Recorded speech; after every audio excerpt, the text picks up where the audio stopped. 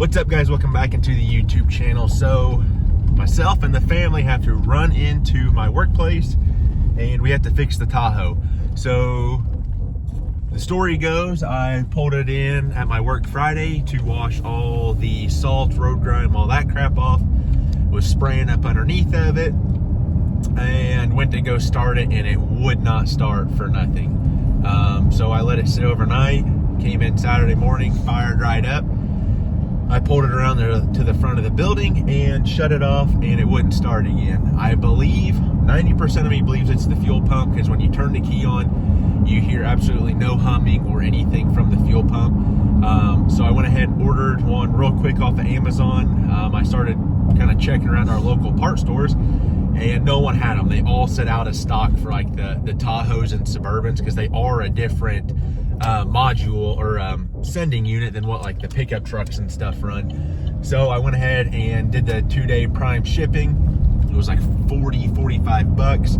So I guess if this thing lasts a year, if it lasts 10 years, I've got my money out of it. I guess the next time I'll purchase a little bit nicer one, AC Delco or something along those lines. But that's where we're headed now. I will pick you guys up once we get there, and hopefully we can get this changed in 30 minutes and it solves our problem. All right, guys, so we made it to the Tahoe. Fortunate enough for me that the last owner, or the previous owner before him, changed this. And they cut the hole through the floor. Otherwise, you're going to be dropping the tank and all that type of stuff. But they cut the hole right through the top, so you can fold all this junk back and pull this panel back. This is what we're working with. So when they had all this taped up, this stuff here was soaking wet. So I don't know if it got wet and shorted all this stuff out.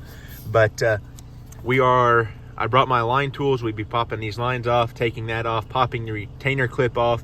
And like I said, this sending unit's different than a normal pickup truck. So you have to make sure you order the correct one. But I'm gonna go ahead and get everything disconnected, get these fuel lines disconnected, get the harness disconnected, and then we'll pull the new one out of the box. Like I said, hopefully get this retaining clip broke free. Hopefully they didn't freaking silicone this thing all up. But we're gonna go ahead and do this real quick. And yeah.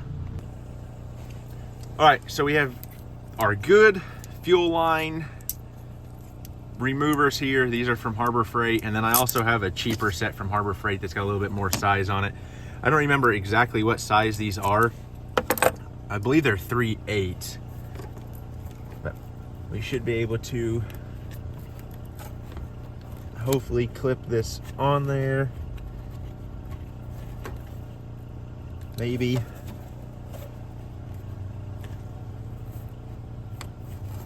There we go.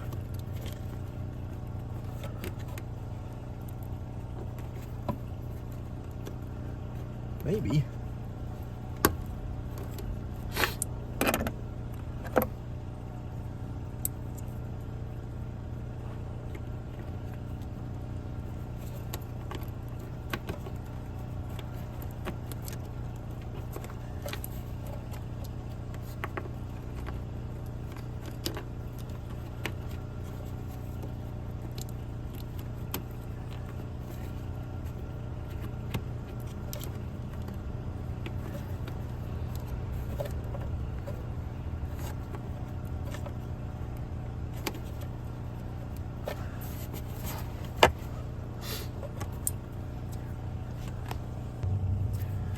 All right, guys, so like I said, you're gonna take your fuel line tool. I had to end up using the cheaper ones here. They slip around like that. And then the retaining piece on the inside of the fuel line, it's kind of like a claw. You guys can see it, but there's little tabs in there that lock on to this collar. That's what you're releasing. So now that that's off, we can pull our lines hopefully all the way off here.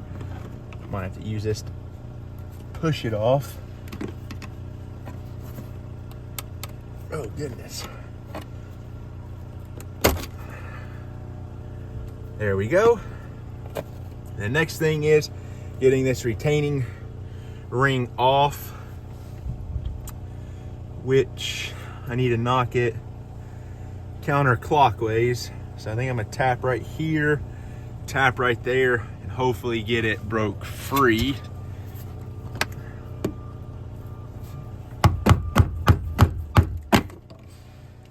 Fingers crossed anyway that it'll break free.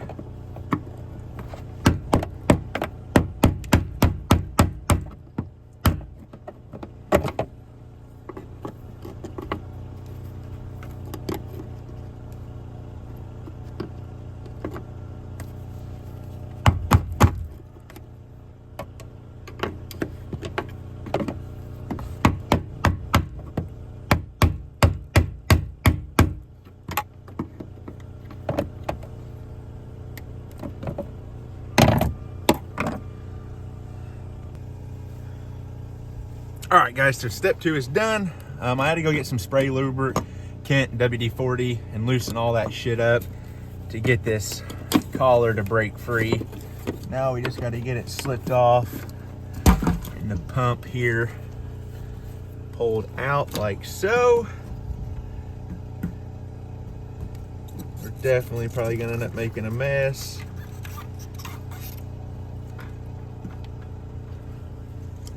With all of this, which is great.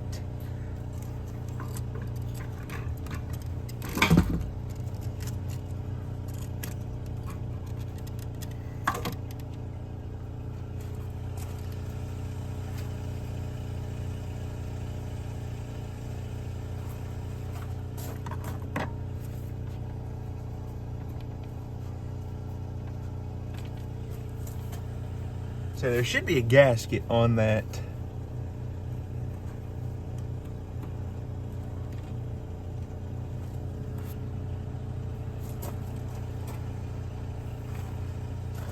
Which is there.